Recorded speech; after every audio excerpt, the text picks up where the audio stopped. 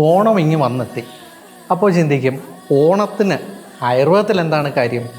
ഉണ്ടല്ലോ, ഓണത്തിന് ആയുർവേദത്തിൽ കാര്യമുണ്ട്.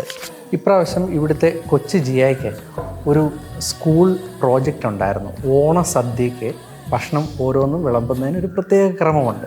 ആ ക്രമത്തോടു കൂടി കൃത്യമായി അത് ഒട്ടിച്ച് കൊണ്ടുവരാനുള്ള പ്രോജക്റ്റ് ഉണ്ടായിരുന്നു. എന്താണ് ഷഡ്രസങ്ങൾ?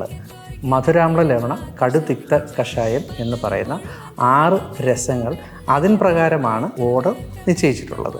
അതായത് ലവണം, കടു, തിക്തം എന്ന് പറയുന്ന കൂടുതൽ തീഷ്ണതയുള്ള കറികൾ അത് എപ്പോഴും വലത് കൈയിൽ നിന്ന് വളരെ അകലെയായിട്ട് ഇടതേ അറ്റത്താണ് അടുക്കുന്നത്. അച്ചാറ്, തീയൽ, കാന്താരി മുളക് അതൊക്കെ വറുത്ത് വെക്കുന്നതൊക്കെ ഇടതേ അറ്റത്താണ്.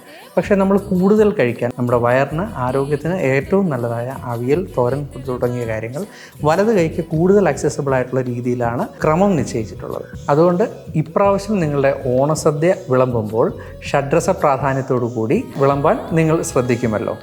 അപ്പോൾ എല്ലാവർക്കും നല്ല ഒരു ഓണം ആശംസിക്കുന്നു.